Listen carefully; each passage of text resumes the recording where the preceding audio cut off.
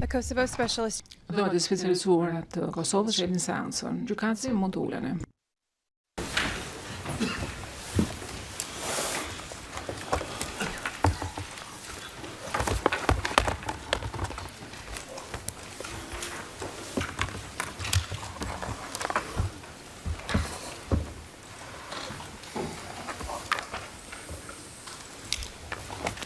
Madam Court Officer, please call.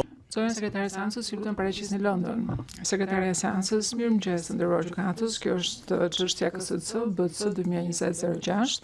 Prokurori specializuar kundër Hashim Thaçit, Kadri Veselit, Rajib Salimit dhe Jakub Krasniqit. Gjykatësi, faleminderit.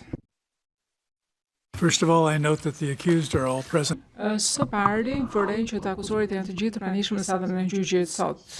Sot do të fillojmë me dëshminë e dëshmitarit të mbrojtjes së Thaçit, 1W008.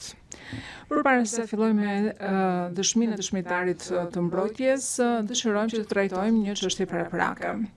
Trupi gjykues vëren se në parashtrimin e protokolluar F03569, mbrojtja e Thaçit kërkoi së pari përshpejtimin e afatit për parashtrimin dhe së dyti leje për ndryshimin e listës së prova materiale për të shtuar një dokument që synon që të përdor me dëshmitarin 1W008. ZPS-ja u përgjigj që ajo nuk ishte kundërshtime për kërkesën. Së pari, trupi gjykues vëren që e përshpejtoi afatin për kërkesën në fjalë të premten. Ta them edhe një herë. Trupi gjykues e përshpejtoi afatin për kërkesën më 7 nëntor 2025, ditë e premte. Së dyti, në lidhje me kërkesën e mbrojtjes së Thaçit për të shtuar një video të një konference për shtyp të dëshmitarit 1W008 dhe transkriptet përkuese në listën e provave materiale, trupi gjykues vëren se së pari mbrojtja është nxjerrë me 16 tetor 2025 dhe së dyti mbrojtja e Thaçit ka pasur mundësi që të vlerësojë nevojën për pranimin në provat të kësaj videoje në seancën përgatitore të organizuar me dëshmitarin 1W008 në mbrëmjen e 5 nëntorit 2025. Trupi gjykues rikujton se rëndësia e dokumenteve të caktuara mund të bëhet e dukshme për një palë të caktuar gjatë procesit të gjykimit. Gjithashtu, trupi gjykues vëren se mbrojtja e Thaçit e ka bërë kërkesën 2 ditë pasi e ka kuptuar rëndësinë e dokumentit në fjalë. Përjetoi, trupi gjykues konstaton se mbrojtja e Thaçit ka bërë njoftim në kohë. Trupi gjykues vëren se dokumenti ka të bëjë me ndërveprimet e dëshmitarit me UÇK-n dhe konstatimet e tij lidhur me nivelin e organizimit dhe komandës dhe kontrollit të UÇK-s në vitin 1998. Këto janë tema që kanë rëndësi për akuzat në akt akuzë.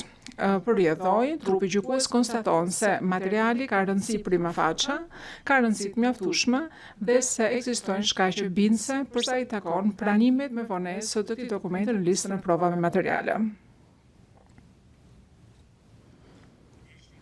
Së fundi, sa i takon efektit dëmtues, trupi gjykues vëren se kërkesa është e kufizuar në fushë veprim, pasi mbrojtja e Thaçit synon që të përdor vetëm 1 minutë të videos. Gjithashtu, trupi gjykues vëren se ZPS-ja nuk kundërshton përshtimin e këtij dokumenti në listën e provave materiale. Duke marrë parasysh se palët e pjesëmarrësit kanë pasur kohë të mjaftueshme për të rishikuar dhe të analizuar siç duhet video dhe për të përgatitur për dëshmitarin 1W008, trupi gjykues konstaton se nuk ka asnjë efekt dëmtues sa i takon shtimit të videos dhe transkripteve përkatëse në listën e provave materiale. Trupi gjykues miraton kërkesën për shtimin e dokumentit 129-503-12 dhe 12-9503-12-TR-VZT, si dhe përkthimet përkuese në listën e provave materiale të mbrojtjes së Thaçit. Trupi gjykues urdhëron mbrojtjen e Thaçit që të dorëzojë një listë të rishikuar të provave materiale sa më shpejt e mundur, por jo më vonë se sa të premten 14 nëntor 2025. Këtu përfundon urdhri me gojë i trupit gjykues. Përpara se sa të sjellim dëshmitarin në sallë, trupi gjykues rikujton se parashtrimi F03532, në këtë parashtrim trupi gjykues autorizoi masa të caktuara sipas rregullës 107 për këtë dëshmitar, duke përfshirë që dëshmia e dëshmitarit do kufizohet në tema të caktuara që janë renditur dhe autorizuar në paragrafët 35 dhe 38 deri në 39 të të njëjtit vendim. 2. Fushveprimi i marrjes në pyetje nga pala jo thirrse do të kufizohet në pyetjet e bëra nga pala thirrse dhe çështjet të besueshmërisë. 3. Dëshmitari mund të refuzojë të përgjigjet pyetje për shkaqe të konfidencialitetit dhe 4. Përfaqësuesi i ofruesit shërbimit sipas rregullit 107 do të jetë pranishëm në sallën e gjyqit gjatë dëshmisë së dëshmitarit. Trupi gjykues nuk do të lejojë pyetje të cilat nuk demonstrohen qartësi se lidhen me autorizimin e dhënë për ofruesin e shërbimit sipas rregullit 107 dhe nuk janë relevante për çështjen. Kur të pyetet lidhur me këtë pikë, pala pyetëse duhet jetë gati që të thotë se cilat janë pistat përkatëse të pyetjeve të cilat kanë të bëjnë fushveprimin e autorizimit sipas rregullës 107. Zonja sekretare Sancës, ju lutem sillni dëshmitarin në sallë. Misetiç, zoti kryegjykatës, një çështje procedurale nëse mundemi. Gjykatësi po. Misetiç, a është e mundur që të ndryshojmë edhe listën e dokumenteve të cilat do të përdoren për këtë dëshmitar tani që morët vendimin që video do pranohet në listën tonë propa materiale? Gjykatësi po mund ta bëni këtë gjë.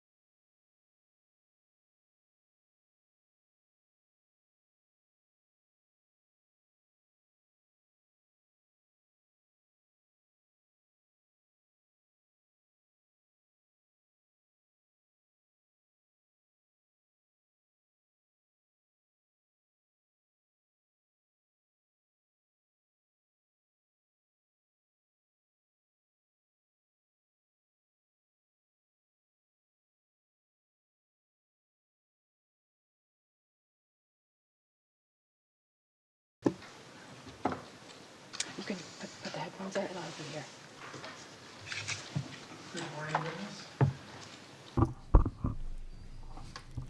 Mirdita dëshmitare Mirdita.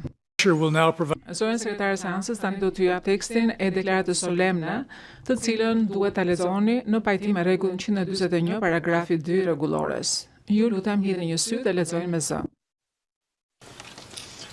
Okay. Conscious of the significance of my testimony. Dëshmitari, i ndërgjegjshëm për rëndësinë e dëshmisime dhe përgjegjësinë time ligjore, deklaroj solemnisht se do të them të vërtetën, krejt të vërtetën dhe vetëm të vërtetën, dhe nuk do të mbaj të fshet asgjë për cilën kam dieni. Gjykatësi, faleminderit dëshmitar, tani mund të uleni.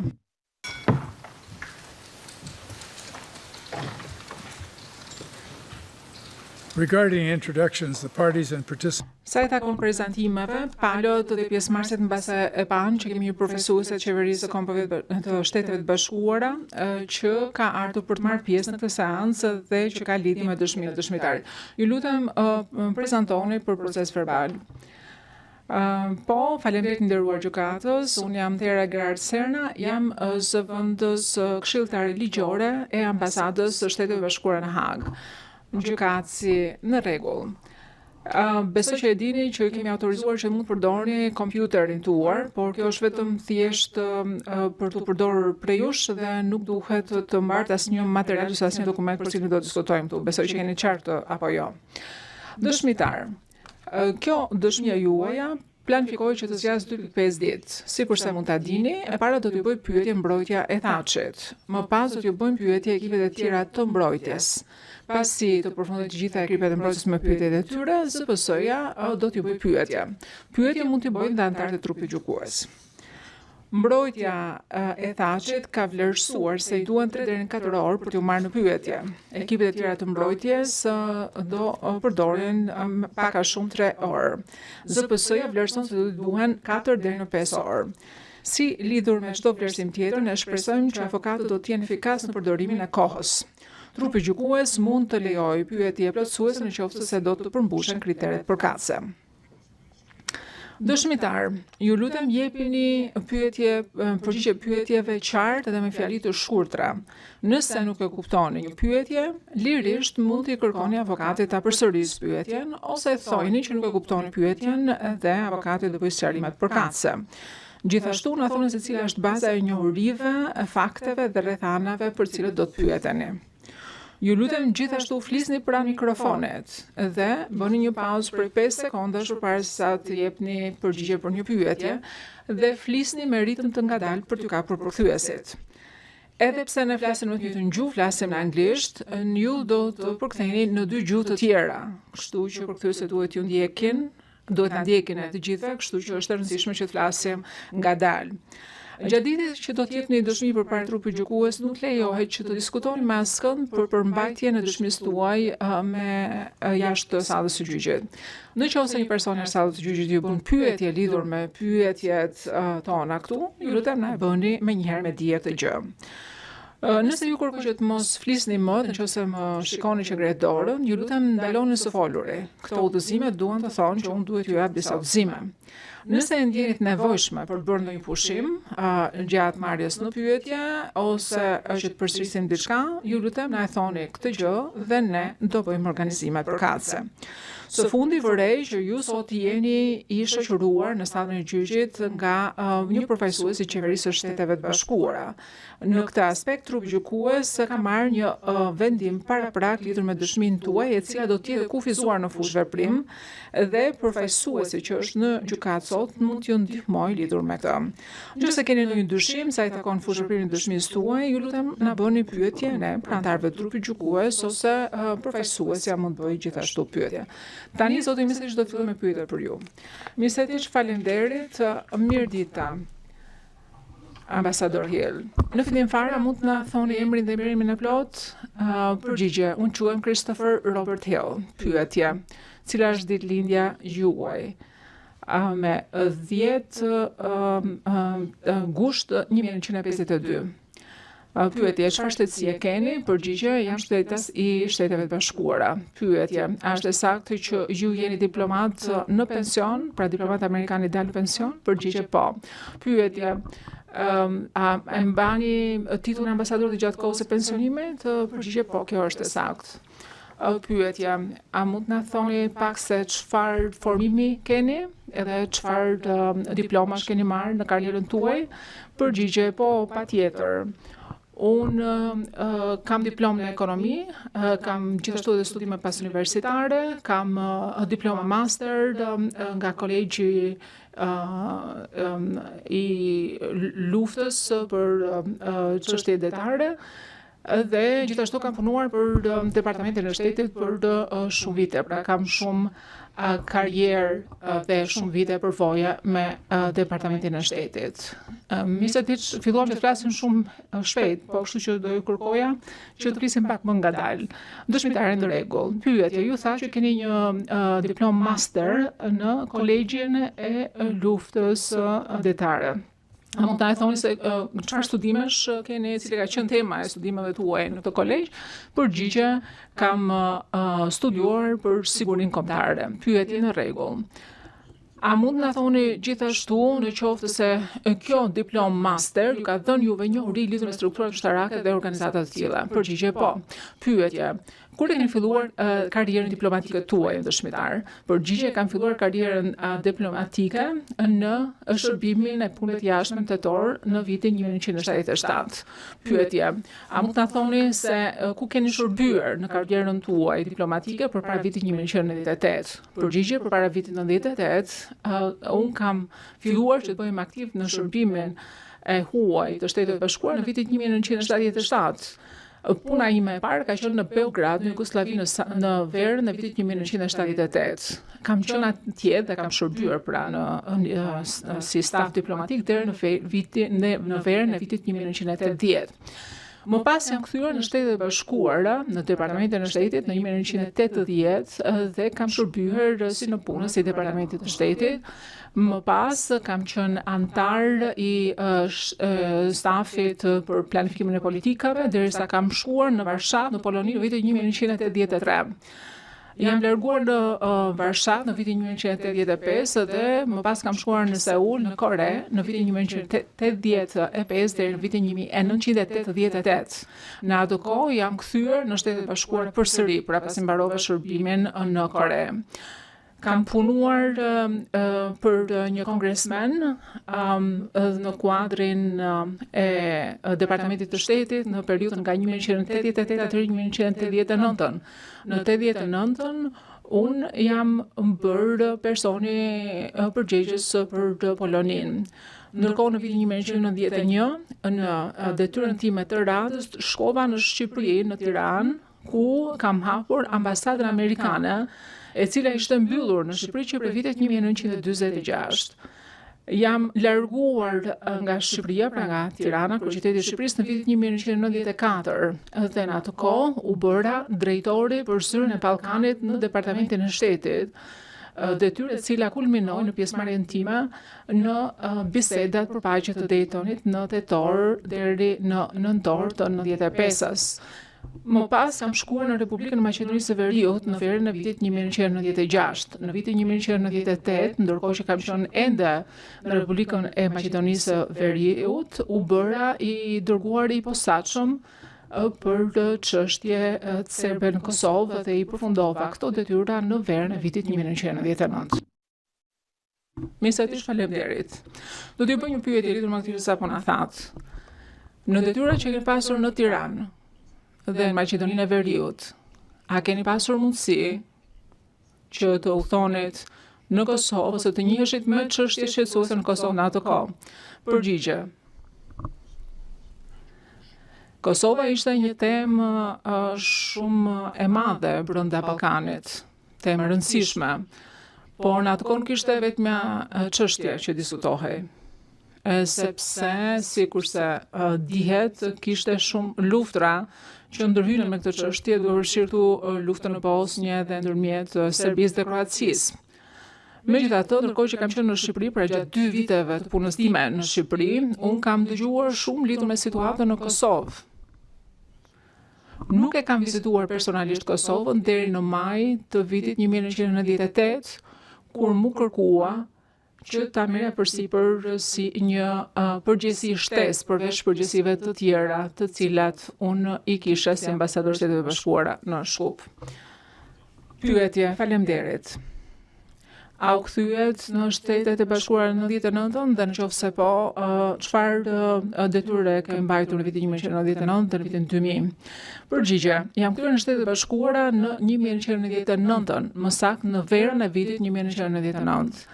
Në shtator të 99-s u bëra drejtor i lartë i Këshillit Kombëtar të Sigurimit, drejtor i lartë për çështje të Evropës Juglindore, përkatësisht për Ballkanin.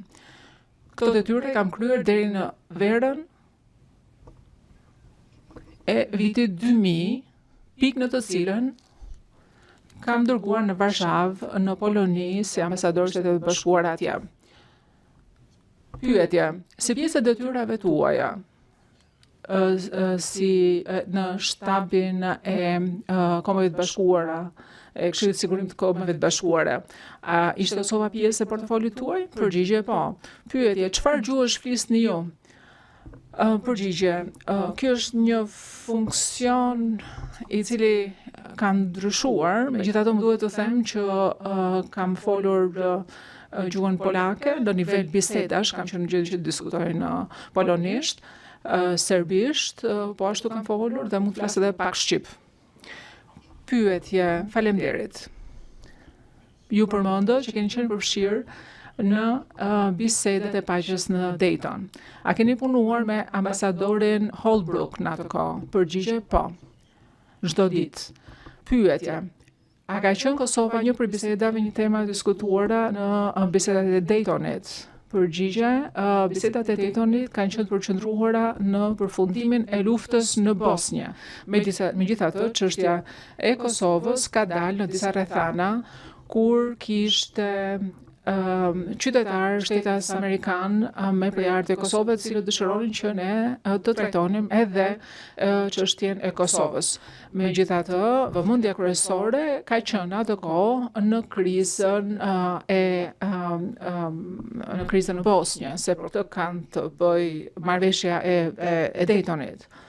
Gjithsesi ne diskutonim lidhur me Kosovën, për shembull më kujtohet që kam pasur biseda të drejtë për drejta me presidentin Milošević në kontekstin e marrëveshjes së paqes së Daytonit, sepse dinim që Kosova do ishte çështje tjetër e radhës. Pyetje, ju sapo thash që jeni takuar me presidentin Milošević në ato kohë, domethënë në bisedat e Daytonit dhe më parë. A keni pasur mundësi që të takoheshit me persona ose zyrtarë të tjerë me rëndësi ose me peshë në Ballkan? Përgjigje, keni fjalën këtu për Kosovën? Pyetje, kam fjalën për Kosovën, Bosnjën, Kroacinë, Serbinë? Përgjigje, gjatë marrëveshjes së paqes së Daytonit, sigurisht domethënë kemi pasur biseda me presidentin e Kroacisë, me presidentin e Serbisë, me zyrtarë të lartë, përfshirë këtu edhe presidentin e Bosnjës. Kështu që këta janë disa personave të cilët kanë folur për ditë. Ndërkohë aty nuk ishte përfaqësues nga Kosova, po as nga Shqipëria. Përpara se sa të fillonim me bisedat e paqes në Dayton, unë kam shkuar dhe kam vizituar Maqedoninë në kuadrin e trajtimit të disa prej çështjeve që kishte, ose disa prej problemeve që kishte Maqedonia aso kohë. Nuk kam pasur rast që të përfshihem me liderët ose me udhëheqësit e Kosovës. Megjithatë, do them që duke u thyer përsëri 1998-s, mund të them tani që kam pasur mundësi që të takohem me zotin Rugova në rezidencën e ambasadorit amerikan. Pra, kjo ka qenë biseda ose takimi im i parë që kam pasur me Ibrahim Rugova. Jam takuar në shtëpinë e ambasadorit amerikan. Jam takuar më pas me të në vitin 1998, në maj të 98-s, për qenë më konkret. Pyetja. Të përfundojmë me formimin tuaj. Ju përmendët që u caktoat me detyrë në Poloni në vitin 2000. Pas detyrës tuaj në Poloni në vitin 2000, a mund ta thoni se çfarë detyrash tjera keni kryer në karrierën tuaj? Përgjigje. Pas Polonisë, pra jam larguar nga Polonia në vitin 2004. Dhe në atë kohë më pas kam shkuar në Kore si ambasador, ishte shkuar në Kore. Aty kisha qenë edhe më përpara, sikur sa e përmenda në fillim fare të prezantimit tim, do të thënë kisha shërbyer në Kore në vitin 1985 deri në 1988 dhe mbas Varshavës, mbas Polonisë, shkova në Kore në vitin 2004. Më pas, sekretarja e shtetit, Condoleezza Rice, më kërkoi që të përfundoja detyrën time në Kore dhe të bëhesha zëvendës sekretari i shtetit për Azinë, që ishte kjo një detyrë e cila filloi në pranverën e vitit 2005. Ajo më kërkoi që të merrja përsipër detyrën e drejtimit të delegacionit amerikan në bisedat me koreanët e veriut, detyrë të cilën unë e kreva për 4 vite, nga viti 2005 deri në vitin 2009. Në vitin 2009, administrata e presidentit Obama, që erdhi në detyrë, më kërkoi që të shkoja në Bagdad dhe të bëhesha ambasadori i Shteteve të Bashkuara në Irak, gjë cilën unë e pranova dhe si rezultat shkova dhe shërbeva si ambasador atje në vitin 2009. Unë u pensionova nga shërbimi i huaj i Shteteve të Bashkuara në vitin 2010 dhe u ktheva në akademi, në botën akademike. Dhe më pas u ktheva përsëri në shërbimin e huaj të Shteteve të Bashkuara në vitin 2022 si ambasador i Shteteve të Bashkuara në Serbi. E kam mbajtur këtë post deri në këtë vit, domethënë deri në janar të këtij viti, pra deri në janar të vitit 2025. Pyetje, faleminderit. Në përvojat tuaja si diplomat karriere, a jeni takuar në mënyrë të rregullt me drejtuesit e shteteve? Përgjigje po. Pyetje, a jeni takuar gjithashtu me ministrat e qeverisë? Përgjigje po, gjatë gjithë kohës. Pyetje, a jeni takuar me zyrtar ushtarak? Përgjigje po.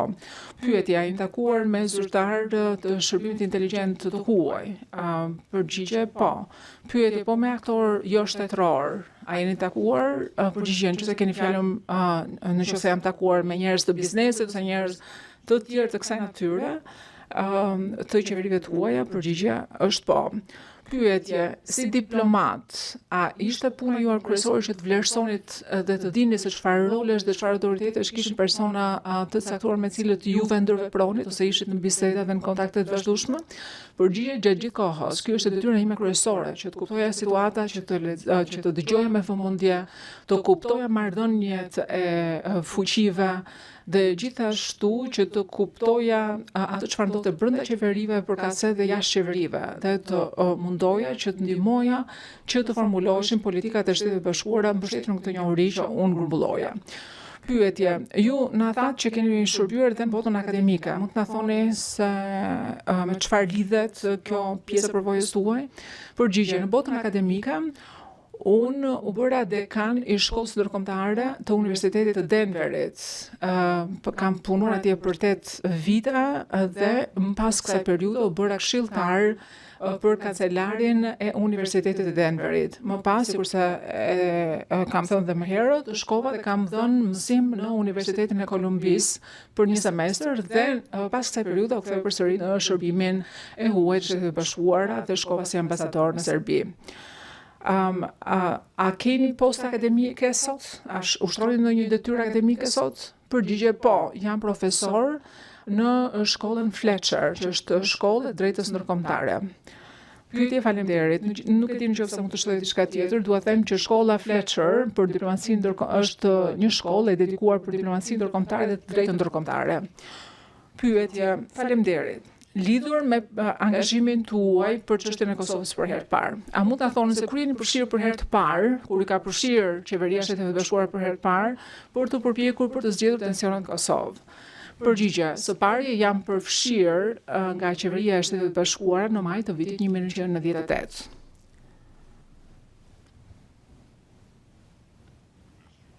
Pyetje, kush i kërkoi që të përfshiheshet me çështjen e Kosovës?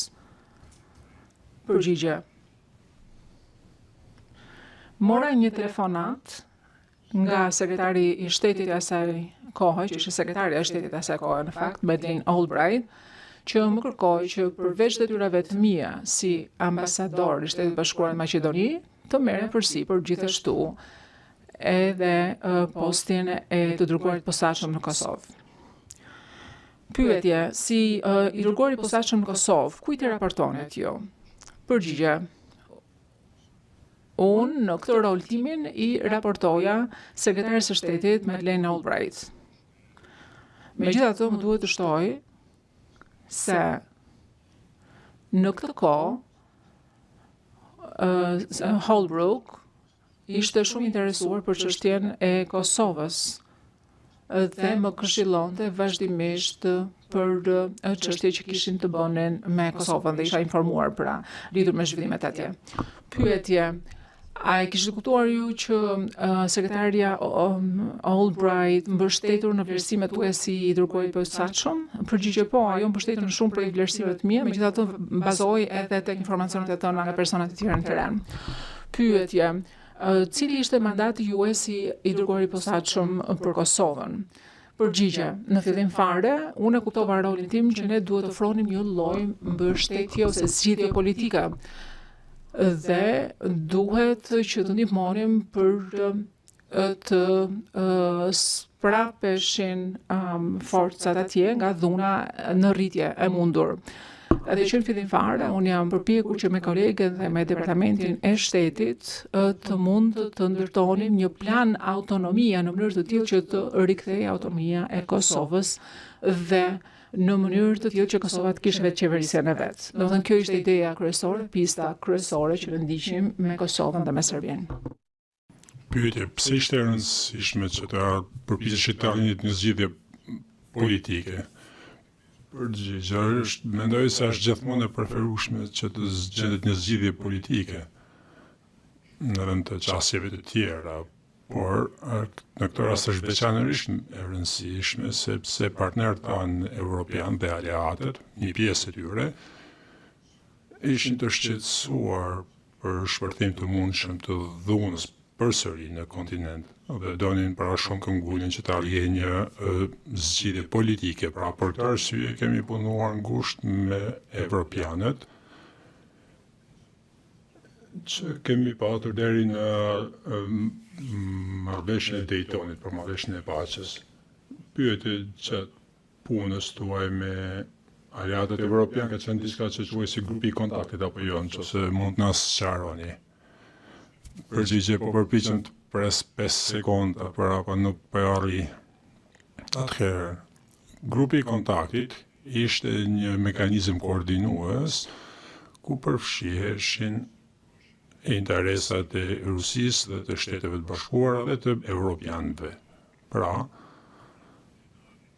nuk përfshinte të gjitha shtetet evropiane që kishin interes të veçantë, përfshinte Gjermaninë, Francën, Mbretërinë e Bashkuar dhe më vonë filloi të përfshinte edhe Italinë, sepse Italia kishte interes të madh në Ballkan.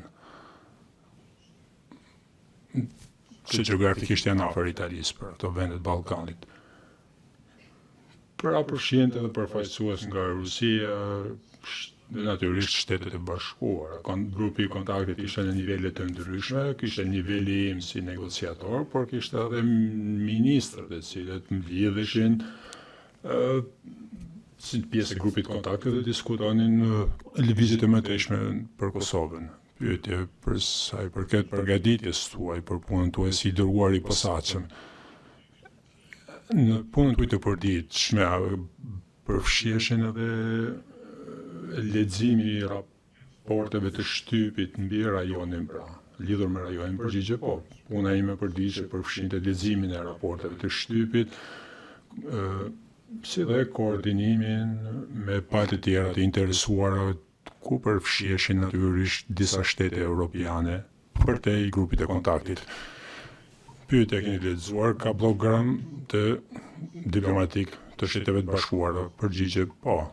Kam lexuar prej tyre, disa i kam shkruar vetë. Pyetje, a ju kujtohet nga cilat pozita janë shkruar këto kablogram? Përgjigje, janë shkruar nga cilat vende, pra, cilat ambasada apo mision diplomatike. Përgjigje, janë shkruar nga disa vende evropiane, sepse ambasadorët atje kishin diskutuar këtë dhe çështja e Kosovës ishte paraqitur, pra si e pranishme dhe ambasada në vendin e caktuar në ku bëhet fjalë pra në Evropë mund të dërgonte një kablogram lidhur me këtë çështje. Pra ka patur kablogram në numër të madh,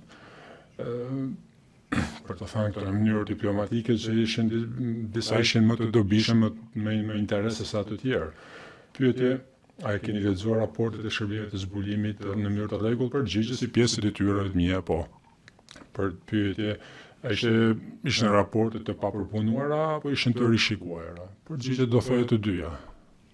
Pyetje, a keni marrë informacion nga stafi briefing, pra nga stafi ambasadës? Përgjigje po. Pyetje, dhe a përfshinte kjo dhe ambasadën në Beograd? Përgjigje po, përfshinte ambasadën në Beograd, por në kohën kur isha unë atje personin e terren, isha vetë unë dhe pastaj natyrisht kemi krijuar një organizat monitorimi.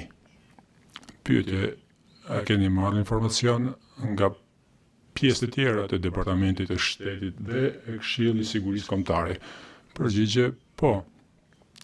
Kosova ishte çështje parësore dhe nëse për shembull sekretari ka pritur në vizitë një ministër të punët e jashtme ka një vend evropian, shanset ishin të mëdha që një prej pikave që do diskutoheshin ishte Kosova. Pra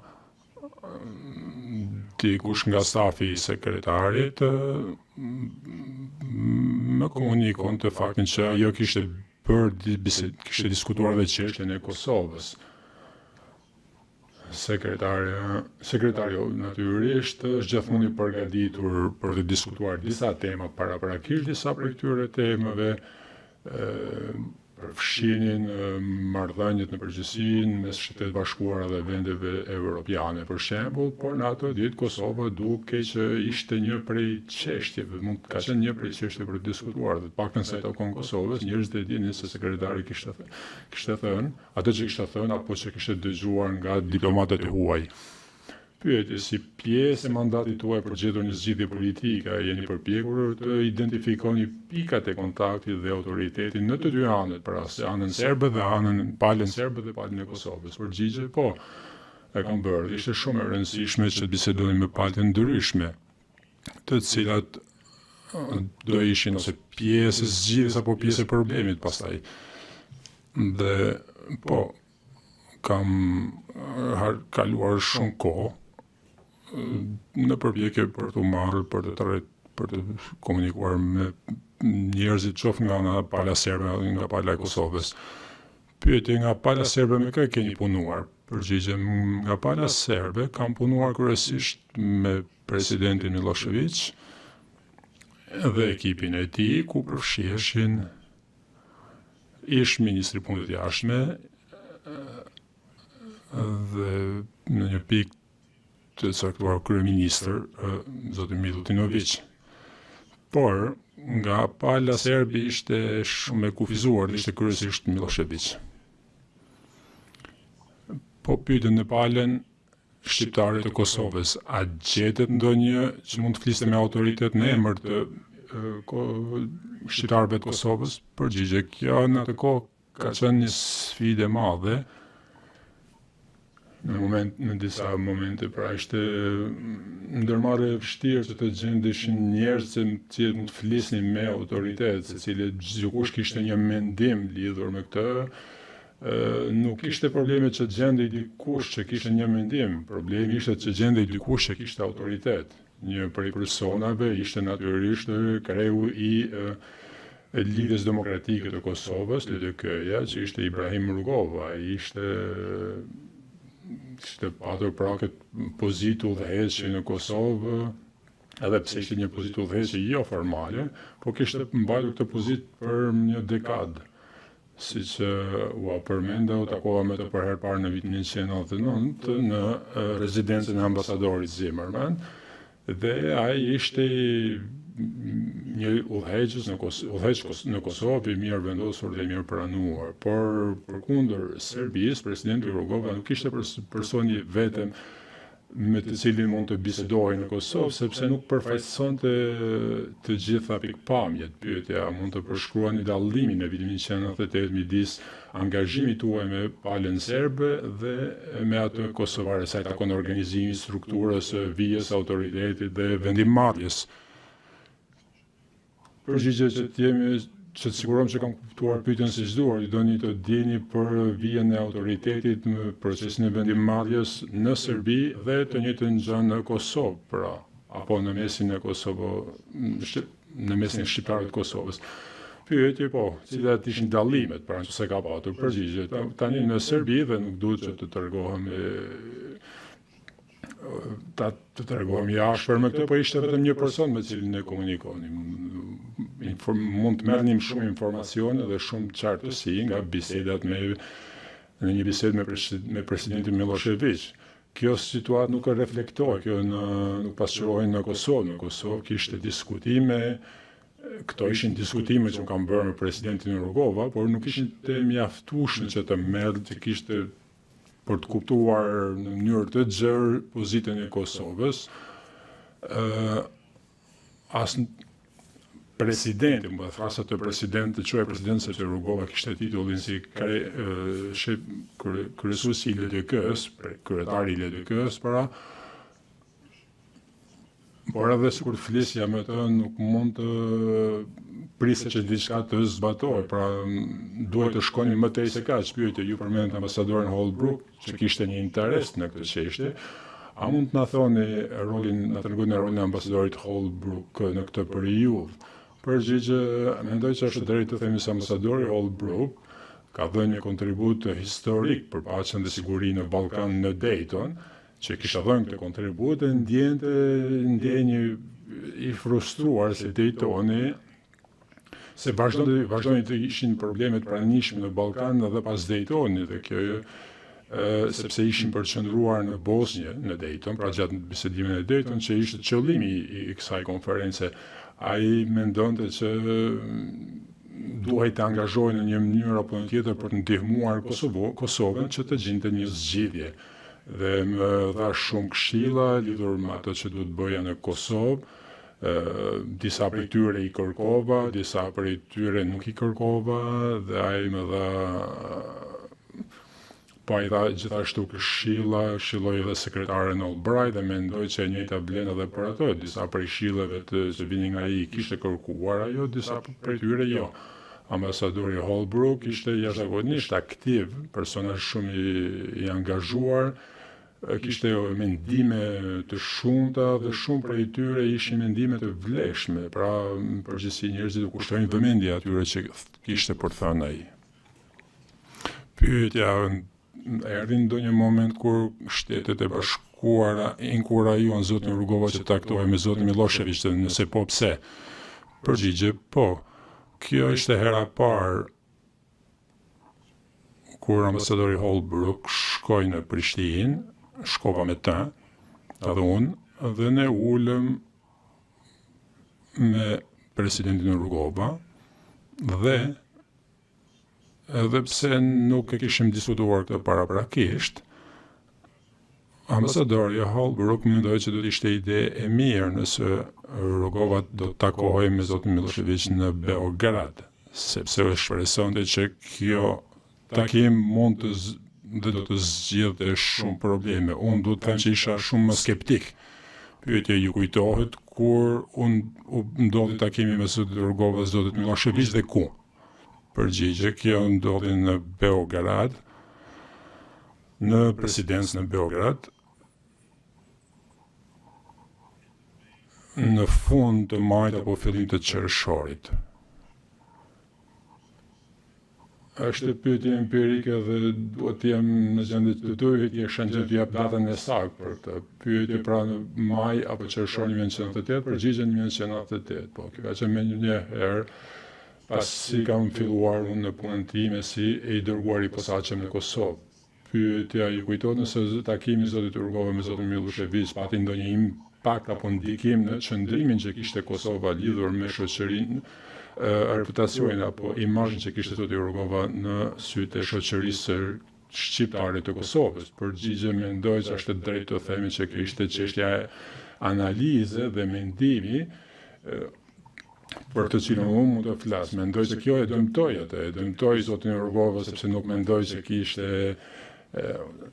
mendim të fuqishëm në Kosovë sa i takon takimit me Milošević. Fakti që takimi me Miloševićin mund të ndihmonte, pra njerëzit nuk mendonin një gjë të tillë dhe unë kisha rezerva lidhur me faktin që kjo mund ta ndihmonte ata dhe mend vazhdoj të kem ato rezerva nëse kjo e ndihmoi atë apo jo. Dhe ishte shumë i shqetësuar për faktin që pyetën që ishte ide e mirë kjo apo jo, por nuk donte të gjendej në situatën dhe në takimin e parë me ambasadorin Holbrooke nuk donte të gjendej në situatën ku refuzonte një sugjerim të tillë që vinte nga Holbrooke. Pati kundërshtim ndaj zotit Rugova në Prishtinë, ndaj zotit Rugova kundërshtime. Përgjigje, mendoj që është drejt të themi se zoti Rugova ishte udhëheqësi jo formal i gjithë Kosovës dhe mendoj që kundërshtimi ndaj tij po rritej, po shtoi, sepse kishte një lloj përshtypje ndjenje që ai nuk po arrinte progres, nuk po përparonte. Për pyetje, a e dini kush mund të ketë qenë udhëheqësit e kundërshtimit apo opozitës pra kundërshtimit ndaj tij brenda në Prishtinë? Përgjigje, nuk jam në gjendje t'ua them këtë gjë, por mund t'ju them që njerëzit me cilët jemi takuar shpesh ishin shumë të frustruar me zotin Rugova dhe me strukturat e LDK-s. Disa prej këtyre personave ishin me neve në konferencën në Rambuje në vitin në vijim. Pra, zoti Rugova mendoj kishte po kalonte një moment të vështirë për të justifikuar apo për të legjitimuar udhëheqjen e tij dhe ndjenja e arritjes se diçka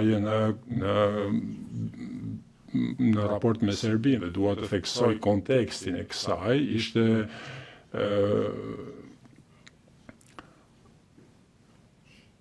sepse Bosnia po ecte kishte një mënyrë në rrugëdalje pra një zgjidhje për të ecur përpara fal marrëveshjes së Daytonit, ndërsa Kosova ishte akoma e bllokuar. Pyetja, pa mundësi të diskutojnë me intelektualët, siç janë Viktor Surroj dhe Recep Çosja? Përgjigje po. Dhe është drejt të themi që kishte shumë skepticizëm lidhur me aftësinë e tij për të arritur diçka apo për të bërë përparim në lidhur me këtë pikë. Çështja më e hershme për Kosovën ishte që të përpiqeshim të krijohej një republikë e ndarë. Serbët nuk pajtoheshin me këtë sepse ata konsideronin një republikë të ndarë si një agjende secesioniste, siç ishin republikat e tjera në pjesën perëndimore të Jugosllavisë, të cilat kishin deklaruar pavarësinë e tyre. Pyetje, përveç këtyre çështjeve për cilat ju dha dëshmi sa i takon kritikës dhe aftësisë së tij për të udhëhequr Kosovën, a kishte ndonjë çështje tjetër që shkaktoi këtë kritikë ndaj Rugovës dhe LDK-s? Përgjigje, LDK-ja ishte entitet politik shumë i mirë organizuar, ishte i financuar, kishte një sistem shkollor paralel dhe ilegal, organizate edukimi, shkollimi në mënyrë që fëmijët të cilët nuk pra që fëmijët të mos shkojnë në shkollat serbe, por të shkojnë në një shkollë paralele, sistem paralel shqip. Për këtë duheshin financime dhe ai ka mbledhur financime në vendet e Evropës, në Evropën perëndimore, ku vinin kryesisht pra këto financime nga komuniteti shqiptar, etnik shqiptar, dhe mendoj që është drejt të themi që kishte shumë kritikë lidhur me përdorimin dhe mënyrën se si përdoreshin këto fonde. Pyetje, të kalojmë tek kontakti i parë që keni patur me UÇK-n, ju ku a e dini nëse dikush apo ndokush që vepronte në emër të Shteteve të Bashkuara bëri kontaktin e parë me UÇK-n? Kur pra ndodhi kjo që dikush, një përfaqësues i Shteteve të Bashkuara, pati kontaktin e parë me UÇK-n? Përgjigje, kjo është pyetje e thjeshtë për të përgjigjur, do duhet të ishte kështu, por nuk është në fakt pyetje e thjeshtë. Problemi i madh natyrisht është se EÇK-ja ishte me UÇK-n ishte pa aftësia dhe pa mundësia për të gjetur një lider, një udhëheqje aty, për të gjetur njerëz që mund të flisnin me autoritet. Pra Robert Gelbard, i cili kishte mbajtur pozitën që kisha mbajtur unë deri në momentin që ai ishte kërkuar të përqendrohej tërësisht në Bosnjë, që pra bëhet fjalë për majtën 98-s, ai kishte patur disa takime me shqiptarët e Kosovës në Zvicër dhe kishte dëgjuar se ata ishin përgjegjës të UÇK-s. Nuk mendoj se kjo është e vërtetë dhe edhe nuk ka patur asnjë provë që mund të sugjerojë që ata ishin në fakt të tillë, pra si udhëheqës të UÇK-s. Dhe nuk më kujtohet kush ishin ata, kërkoj ndjes, por e di që janë bërë përpjekje nga ai ka bërë përpjekje dhe të tjerë kanë bërë përpjekje për të gjetur se kush ishte për të zbuluar kuptuar se kush po hiqte UÇK-n. Kjo ishte e qartë nga ato biseda se njerëzit me të cilët kishte biseduar ishin njerëz që zakonisht kishin simpati të madhe ndaj qëllimeve të UÇK-s. Pra që kërku ishte një lizje më shpejt dhe për shpejtuar drejt pavarësisë, por nuk ishte qartë fare se ata kishin ndonjë gjë për thënë lidhur me të më shumë se sa dikush tjetër. Pyetje, ju përmet ambasadorin Gelbard, a në një moment të caktuar ambasadori Gelbard e ju referua UÇK si të organizatë terroriste? Përgjigje po. Dhe kjo ishte pjesë një disa ngjarjeve në vijimësi që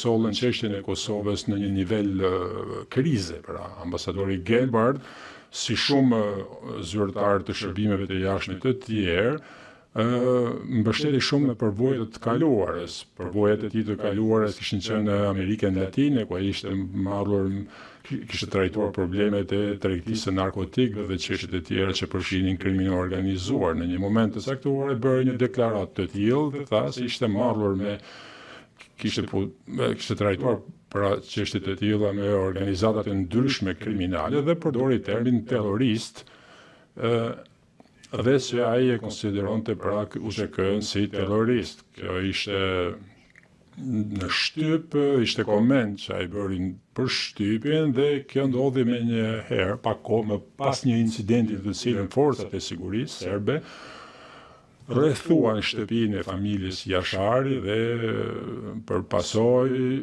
të gjithë u vranë aty. Kjo ishte një shpërthim i madh i veprimeve armiqësore, pra, pati shumë kritikan se lidhur me deklaratën e zotit Gelbard, pra se UÇK-ja ishin terroristë, dhe se kjo kishte një farë mënyrë për shpejtuar këtë ngjarje të veçantë, zhvillimin e kësaj ngjarje, pra nga të shkaktuar nga forcat e sigurisë serbe.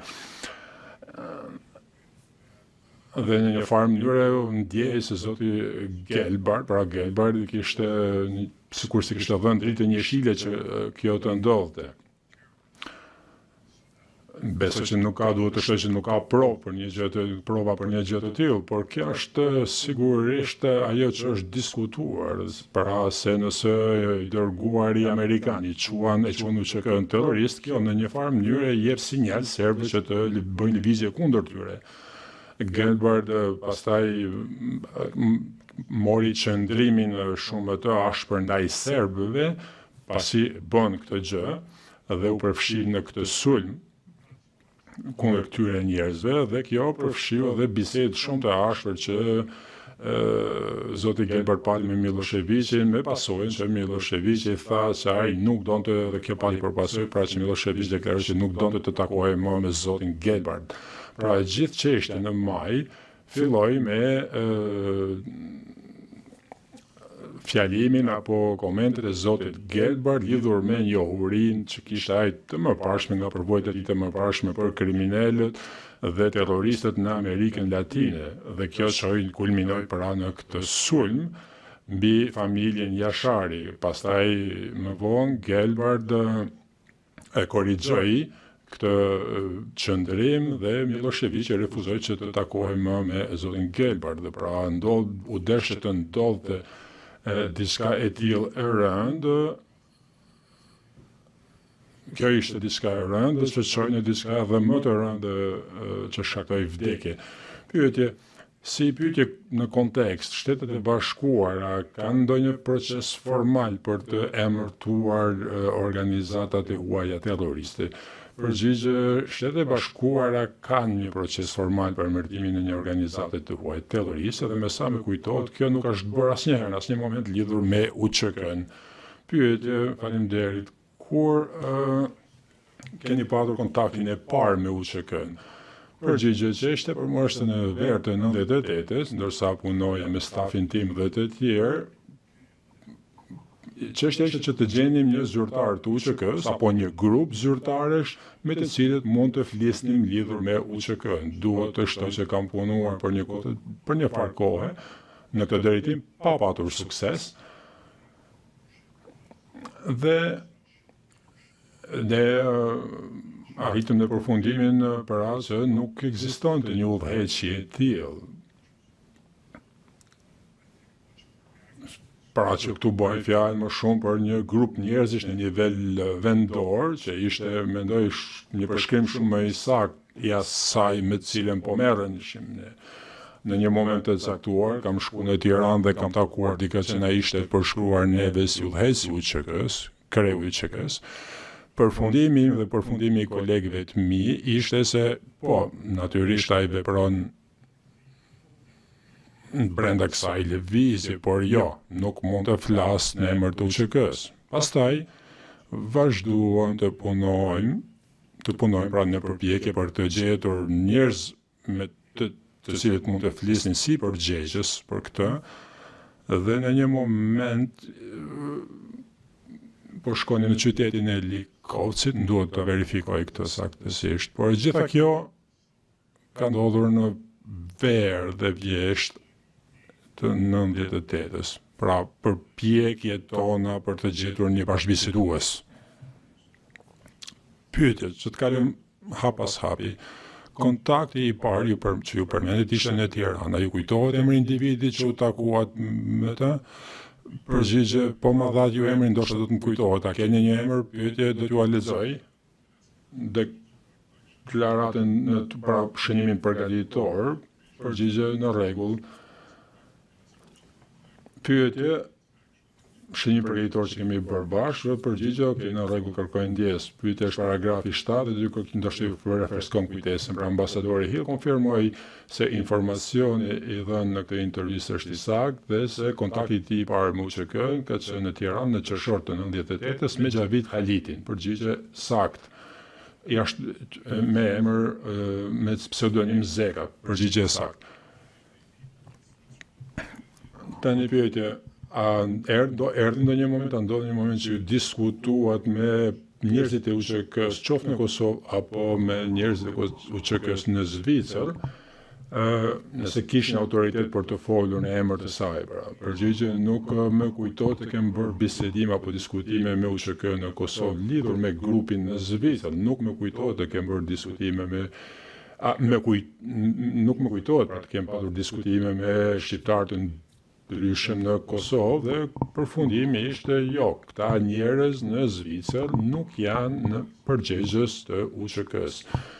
Pyetje, dhe ju keni dëshmuar lidhur me një takim me UÇK në Likovsk, por përpara kësaj, a ka ndodhur në një moment të caktuar që ambasadori Holbrooke është takuar me dikën nga UÇK-ja? Përgjigje, po. Edhe pse domethënia e saj është egzageruar në atë kohë, ne kemi dalur dhe kemi shkuar në një zonë që ishte sulmuar nga serbët. Dhe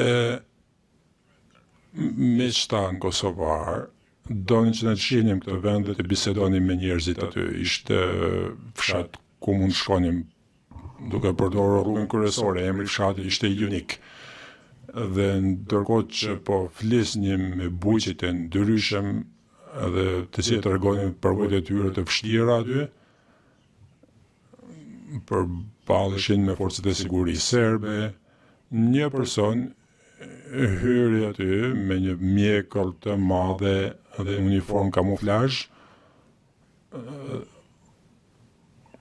Holbrooke më tha mua dhe të tjerëve se ai dukej si Che Guevara. Dhe është drejt të themi që atij personi i pëlqen të shnin media, ne ishim gjithë të ulur në tokë, ndryshe me, po pinim çaj dhe po bisedonim me këta bujq shqiptar. Dhe ky person hyri brenda dhe s'kishte vend midis me vendit ku ishte Holbrooke dhe me, po e gjeti një farë vendi u ul aty afër Holbrooke, gati në gjunjtë e tij, në prehërt e tij. Dhe u bën një fotografi aty, se cila pastaj u shpërndat gjithandej dhe duke sikur Holbrooke kishte patur kontakt me UÇK-n. Më vonë pastaj ne kuptuam se ai ishte një pjesëtar i UÇK-s i vetë shpallur, por që nuk ishte udhëheq si saj në asnjë formë, asnjë mënyrë.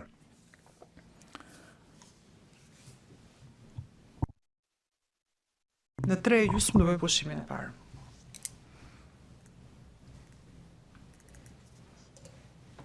Pra, do bëjmë 15 minuta pushim për të gjitha palët. Pyetje, përmendet në takimin me UÇK-n në Likovc. Përmendet një takim në Likovc. Përgjigje, po. Pyetje, ju kujtohet kush ka udhëtuar me ju në atë takim? Përgjigje, po.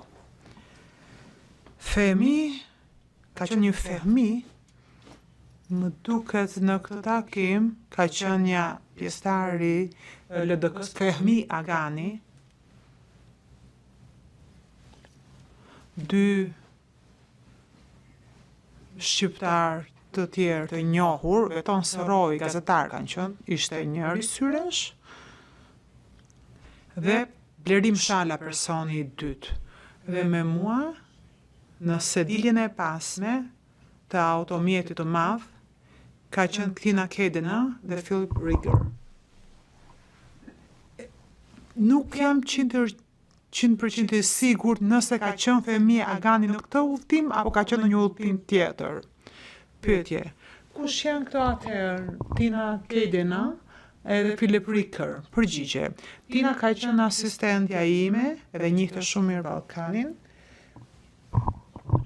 Ishte punonjëse e shërbimeve të huaja së kohës apo kishte filluar detyrën dhe detyra e saj dytë ka qenë në Beograd dhe ishte shumë efikase dhe ishte asistentja ime. Philip Rigger ka qenë zëdhënësi im për shtyp në ambasadën në Shkupa së kohë, I cili më shoqëroi në këto udhëtime në Kosovë dhe më pas njësoj si Tina, bashkë me Tinën, kemi shkuar në Rambuje.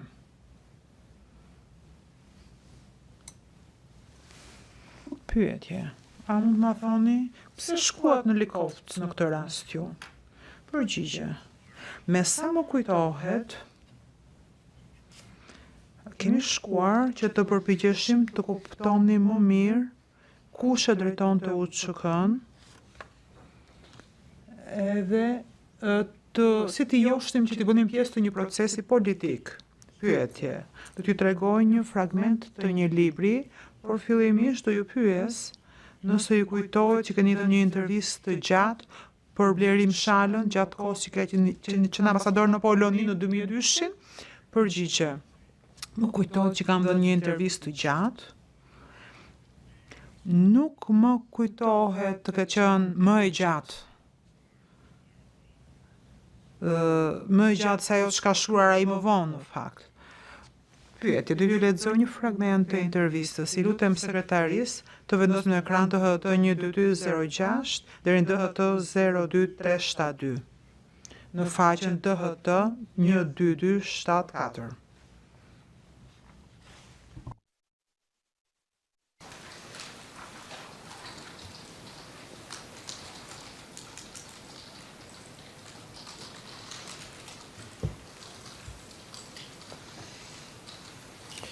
Now, before we start to review this portion, can you tell us... Se ta shikojmë fragmentin e njëni me Meta Irizin? Përgjigje, jo, nuk më kujtohet. Nuk më kujtohet. Pyetje, në rregull. Atëherë, ta shohim se mbasi u ndihmon me kujtesën këtë fragment. Pretendohet që këtu keni folur ju me Blerim Shalën.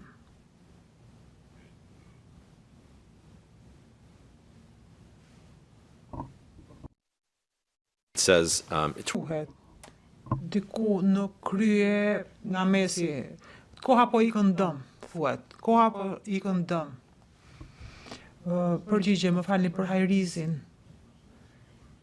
Këtu kur thuhet kur flitet në vetë të parë, jam unë, mishëti, ç'po jeni ju? Shikoni rreshti ku fillon time is wasting, koha po ikën, dhe personat po humbasin shtëpit. Mishët, që lexoni ju me zatër, që mos ta lexoj unë.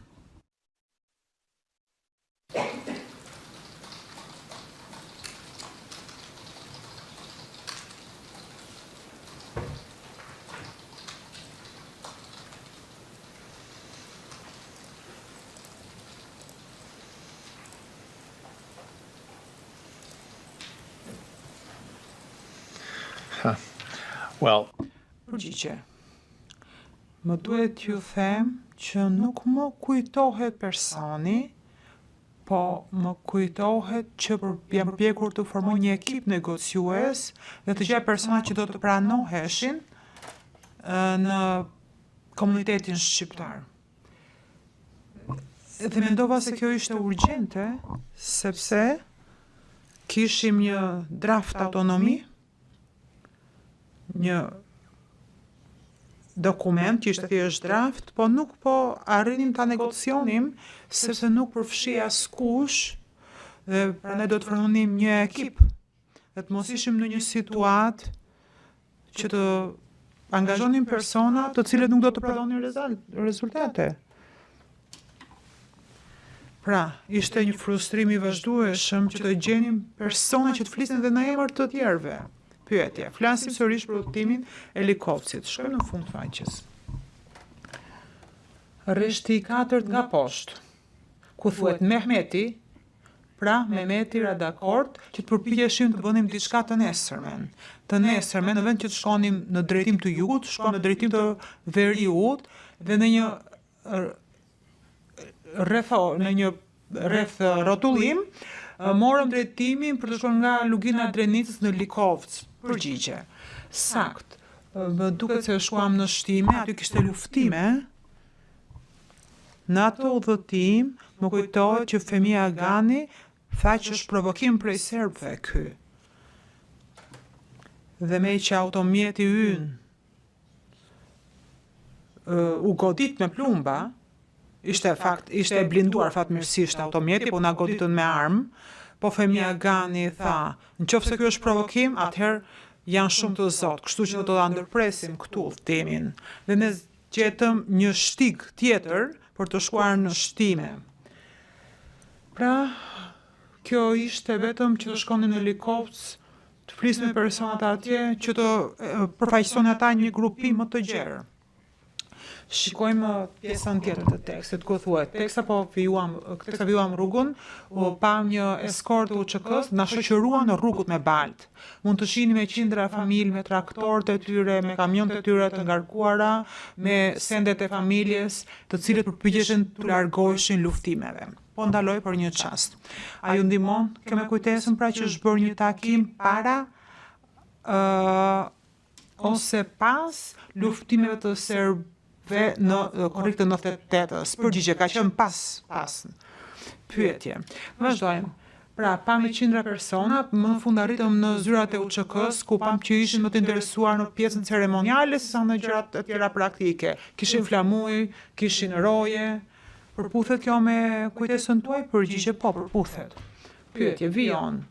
Hym në një dhomë që kishte një tryez të mbushur në ngjyrë të gjelbërt, kishte pije në qendër të tavolinës, sikurse të ishte një takim zyrtar që do ndodhte në shtetet e NATO-s dhe personat atje vishnin uniforma.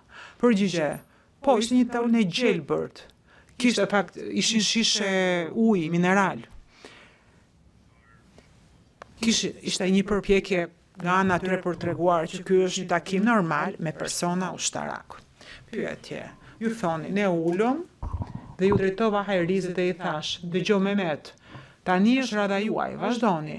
Mehmeti u kthe dhe tha, në fakt do doja që ta drejtonit ju takimin, dhe u mendova me vete. Me që kam ardhur deri këtu me automjet, atëherë po e bëj dhe takimin nëse është nevoja. Përgjigje. Po, kështu ka qenë. Edhe më kujtohen fakte dhe gjëra të reja tani, më kujtohet. Tani po më kujtohen gjërat, më kujtohet kush ka qenë Mehmeti tani. Mehmeti supozohej se ishte person më aktiv, edhe u mendova se ishte aktiv në takim, pra ai në fakt më drejtua mua, sepse askush nuk donte të merrte kurrfar përgjegjësie, të thoshte diçkaje që mund të nënkuptonte se duhet të përfshiheshin për një dokument që nuk përmbushte objektivat e tyre. Pyetje, pastaj thoni, i bëra kërkesë UÇK-s që ne donim të ristrukturonim qeverinë dhe do na duhej një kryeministër i ri me Mehmet Hajrizin këtu, por qëllimi i vërtetë i kësaj gjëje ishte që të fillonim procesin negociues, të kishim marrë pushim, pra të kishim tamam proces negociues. Përgjigje, po. Sepse situata ishte atillë. Unë e përmenda edhe Rugovën si president, sepse ekzistonte një strukturë në vetvete. Serbët e thonin që është një strukturë e stisur, por në fakt për shqiptarët kjo ishte një qeveri, ishte një strukturë qeveritare në pikpamjen e tyre. Pra, ideja ishte që të zgjerohej kjo strukturë qeveritare ku të përfshiheshin grupe të ndryshme, të mos ishte vetëm LDK-ja si grupi vetëm në këtë strukturë. Unë nuk mendova se ishte e gabuar kjo në vetvete, por unë isha më interesuar që të kisha persona pjesëmarrës në negociata, jo persona që donin thjesht ishin pjesë e një strukture qeveritare që nuk do ta njihte asnjë palë. ose më saktë, që ato asnjë subjekti huaj nuk ta njihte. Pyetje, vijon. Pra, UÇK-ja, personi përgjegjës, Recep Selimi tha: "Ju faleminderit shumë, do t'ja përcjellim këto shefit të shtabit." Unë i thash, "Shumë mirë, po mendova se ju ishit shefi i shtabit, prandaj kam ardhur unë këtu. Ju e dini që ne na goditën me plumba në automjetin ton kur erdhëm këtu, hym në terrene të vështira, u ekspozuam ndaj të shtonave prej armëve, pam refugjat që shkonin gjithandej, dhe ju po më thoni mua tani që nuk jeni ju personi që do merrni vendimin, a ju përgjigj? Jo, nuk jam unë. Nuk është nevoja të them sa u zgënjeva unë nga kjo situatë. Dhe unë e pyeta, kur mund ta marrë vendimin tuaj? A ju përgjigj? Mbase javën tjetër. Unë i thash, jo, javën tjetër është shumë vonë. Duhet të veprojmë me shpejtësi.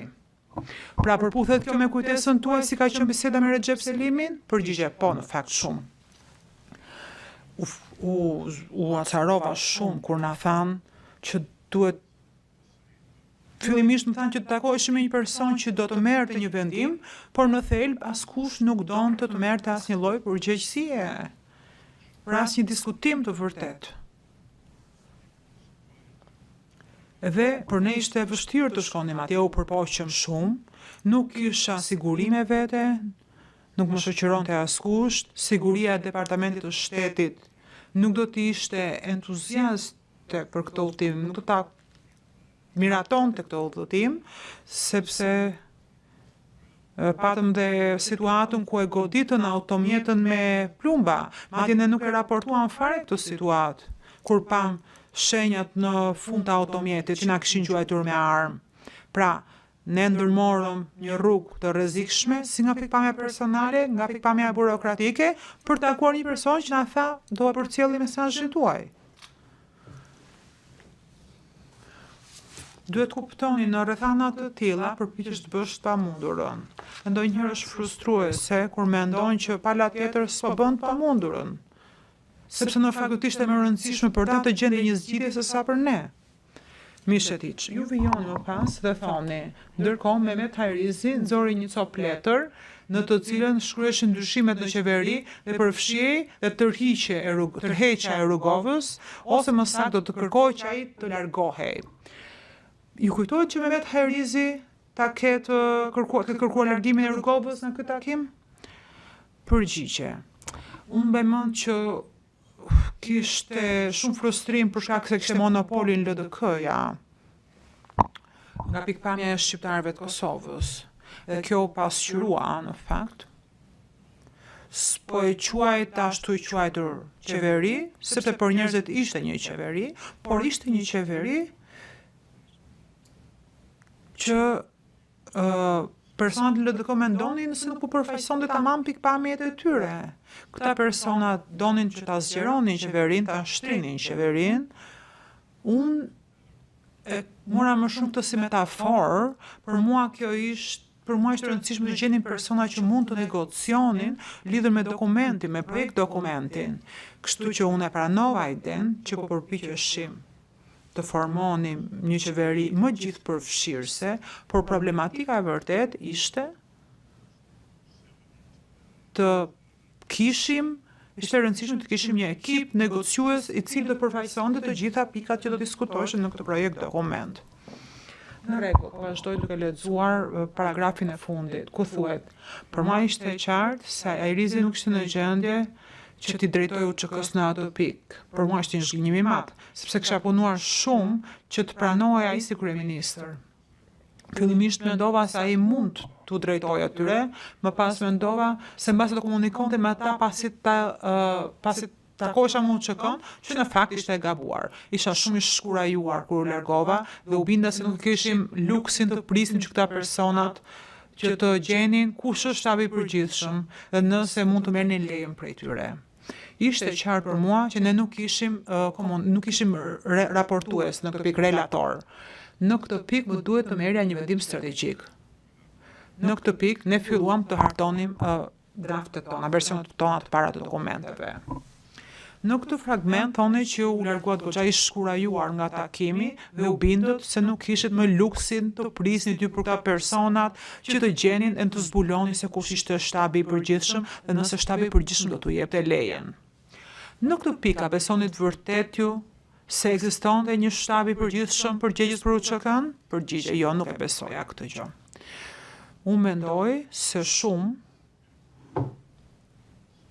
ishte më shumë përpjekje për të treguar që ekziston një ushtri në mënyrën tradicionale, me hierarkinë vertikale, dhe ishte thjesht një përpjekje nga ana e tyre për të na treguar, sikur të na tregonin personat që ekzistonte qeveria, pra ishte një orvatje për të na treguar ne që ne kemi struktura normale politike e ushtarake dhe se ne duhet i merrim seriozisht. Sidoqoftë, sikurse duhet në këtë paragraf, ne nuk morëm asnjë gjë prej tyre. Më shumë personat përpiqeshin na tregonin se ishin më të rëndësishëm se që ishin në realitet. Pra, ishte shkurajuese, në të vërtet, por më duhet të shtoj diçka që në fakt nuk është tamam e lidhur me pyetjen tuaj. Unë pikpamjet e mia u bra të qarta disa personave lidhur me këtë aspekt. Pra ju thashë nuk kam frikë se po kërkojmë diçka që në fakt nuk ekziston. Pyetje, ambasador Hill, në këtë pikë, a mendonit ju se UÇK-ja ishte një strukturë vertikale me organizim hierarkik? Përgjigje jo. Pyetje, i nderuar zoti kryegjykatës, dua të pranohet ky fragment i librit të Shalës. Ballina edhe faqet që e paraqita dëshmitarit. Pra, numri është DHT 12206 deri DHT 12372 dhe do kërkojmë pranohet faqa DHT 12206 si ballim dhe më pas faqa DHT 12274 deri në DHT 12275. Defense in the Ka kundërshtime nga ekipet e tjera të mbrojtjes? Jo. Prokuroria ka kundërshtime? Jo, nuk kemi kundërshtime. from the range of D. Gjykatësi në rregull atëherë.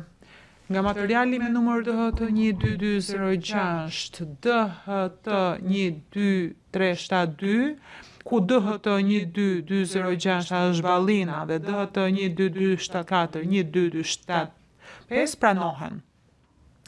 Mishetiq po. Pra, edhe Ballina dhe fragmentet përkatëse pranohen. Sekretarja e seancës, faleminderit. Ballina dhe faqet përkatëse do të marrin numrin e provës materiale 1D00423 dhe klasifikimi është publik. Mishetiq, faleminderit. Ju lutem tani të shohim një pjesë tjetër të këtij libri. DHT 12206, DHT 12372 në faqen DHT 12292. Faleminderit. And if we scroll down to Shkojmë më poshtë. Ambasadori Hill, kjo është një pjesë tjetër e intervistës, ku zoti Shala ju ka pyetur si në vijim. Në atë kohë, dinit ju kush ishte përgjegjës për UÇK-n? Kush ishte figura më e rëndësishme në UÇK? Ju jeni përgjigjur si në vijim. Kërkoje personin përgjegjës të UÇK-s ishte e pamundur, sepse ekzistonin grupe të ndryshme personash, ishte grupi Dukagjenit, ishin persona nga Drenica, kishte komandant të ndryshëm zonash, kishte persona të rëndësishëm që merresh me logjistikën si Xhavit Haliti, kishin persona që merresh me financën në vendet perëndimore. Pra nuk mendoj se ekzistonte një numër të vetëm telefoni satelitor që ne mund ta thrisnim. Pra ekzistonin persona të ndryshëm. Prandaj ishte kaq e vështirë të flisim me këta persona të ndryshëm, ndonse kur bisedoje me ta, më shumë i gatëronim se sa u jepnim ndonjë informacion. Pra ne fillom të kuptonim se ekzistonte më shumë se një politik. Në një farë mënyrë kjo i dha shtys paranojës serbe që SBA-ja po flet për të nënshkruar një marrëveshje planin Hill. Por qasja e vërtetë e SBA-s është të ndihmojë UÇK-n që të kenë fitore nga pikpamja ushtarake e kështu. Pra filloi të ekzistonte kjo lloj paranoje. A përputhet kjo me vlerësimin që keni bërë ju për UÇK-n asa kohë? Përgjigje, po. Ky fragment përputhet tërësisht në fakt me vlerësimin ton sa i takon UÇK-s. Dhe po ashtu pasqyronte fakt frustrimin ton për faktin që nuk po gjenim një person me të cilin mund të komunikonim. Gjykatësi Gaynor, zoti Mishetiq, ju lutem. Mund të bëni disa sqarime për periudhën kohore kur thuhet në pyetje ajo periudhë, për cilën periudhë bëhet fjalë? Në pyetjen e zotit Shala. Mishetiç, po. Ambasadori Hill e dëgjuat pyetjen, për cilën periudhë bëhet fjalë? Përgjigje, besoj fundi verës, fillimi vjeshtës 1998.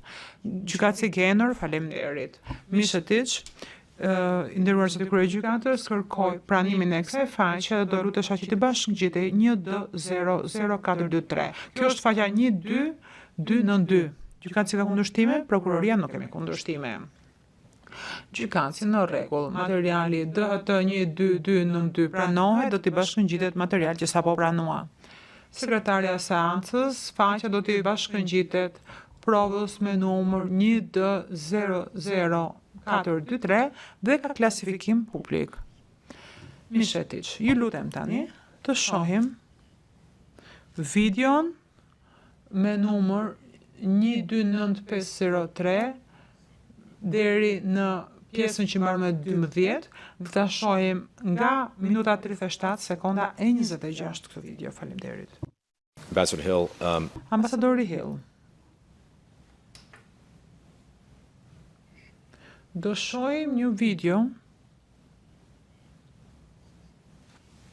të një fjalimi që keni mbajtur ju në Washington DC,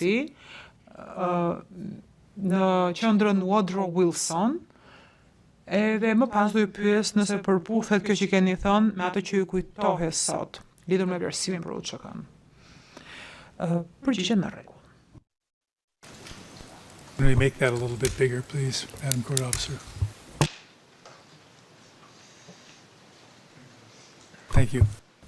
we were actually hoping to just show the video rather than the transcript. Do jemi më shumë të interesuar te videoja, nuk jemi të interesuar transkripti.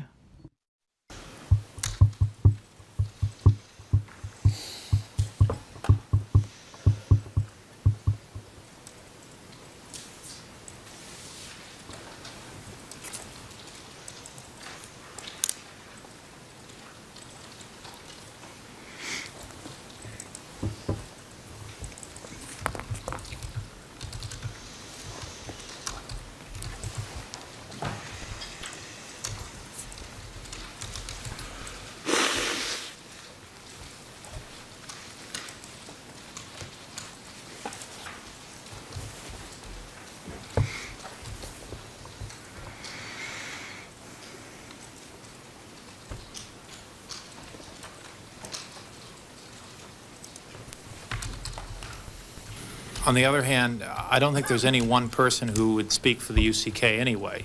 Yeah. So I'm not sure it's that easy to bring the UCK onto the table unless you have a big table. I think the best way to deal with it is to show that the process can succeed, show that the process is moving forward, and as people gain a sense of optimism from the process, they will want to be a part of it and will understand that it is going to lead to better lives. It will improve it has a better chance of improving their lives than the continuation of armed struggle.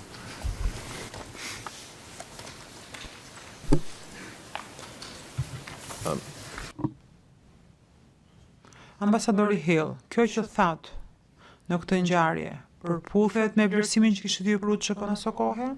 Përgjigje, po. Shumë. Po në kuptimin që ne shpresonim se do të ishte një proces më gjithëpërfshirës.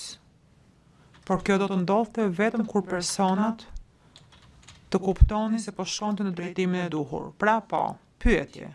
Kur thoni që nuk mund ta sjellni UÇK-n në Tryezë përveç nëse kemi një Tryezë shumë të madhe. Çfarë keni dashur thoni ju këtu? Përgjigje, kam dashur të them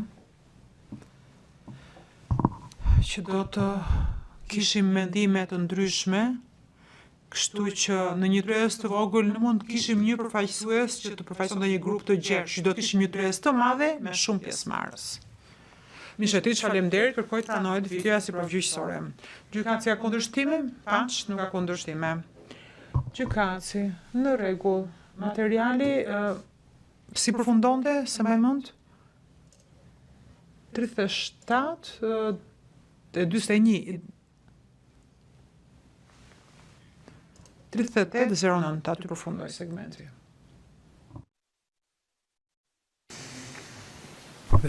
The 3809.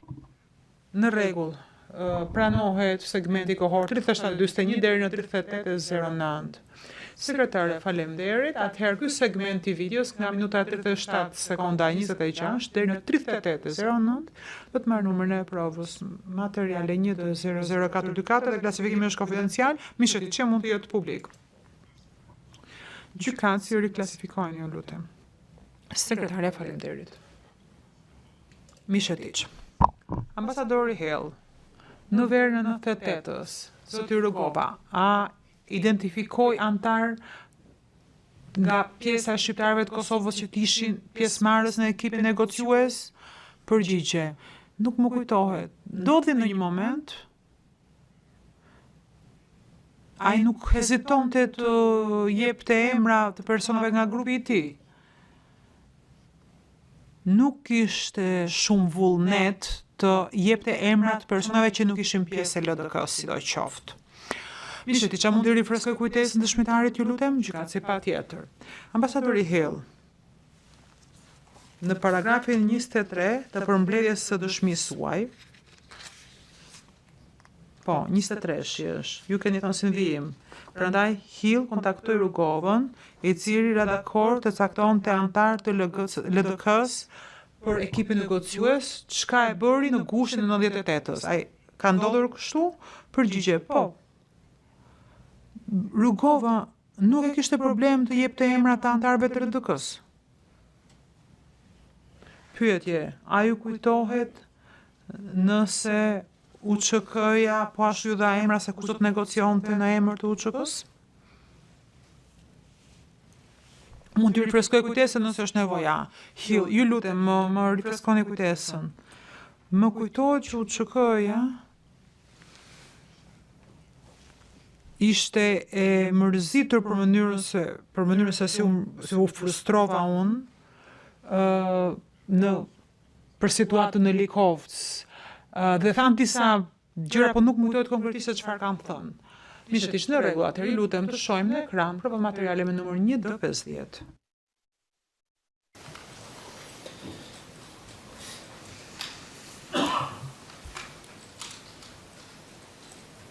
We could just have the English version. Të shohim anglishten, ju lutem. Ambasador, kjo është një deklaratë politike që pretendohet se është shkruar nga shtabi i përgjithshëm i UÇK-s, drejtoria politike, deklarata politike numër 7 me datën 13 gusht 98. Përafërsisht në periudhën kur zoti Rugova caktoi antarët e LDK-s. Shihni, ju lutem, paragrafin e 3 nga lart. Thuhet, shtabi i përgjithshëm e bën të njohur publikut se Jakub Krasniqi, Xhavit Haliti, Bardhyl Mahmuti, Hashim Thaçi, Tato Mehmetaj dhe Sokol Bashota janë përfaqësuesit politik të UÇK-s. Dalja publike e përfaqësuesve politik të UÇK-s lehtëson bashkërenditjen e veprimtarisë politike në rrafsh kombëtar. Më pas të paragrafi fundit thuhet, me qëllimin e shpejtimit të procesit të krijimit të institucioneve të Kosovës, shtabi i përgjithshëm i Ushtrisë Shqiptare të Kosovës jep besimin e plot Adim Demaçit që të marrë rolin e udhëheqës në këtë proces. Ushtria Shqiptare e Kosovës, duke qenë jashtë çdo ambrelle partijake, kërkon nga Adim Demaçi të tërhiqet nga veprimtaria partijake. Ju kujtohet kjo deklaratë? The umbrella.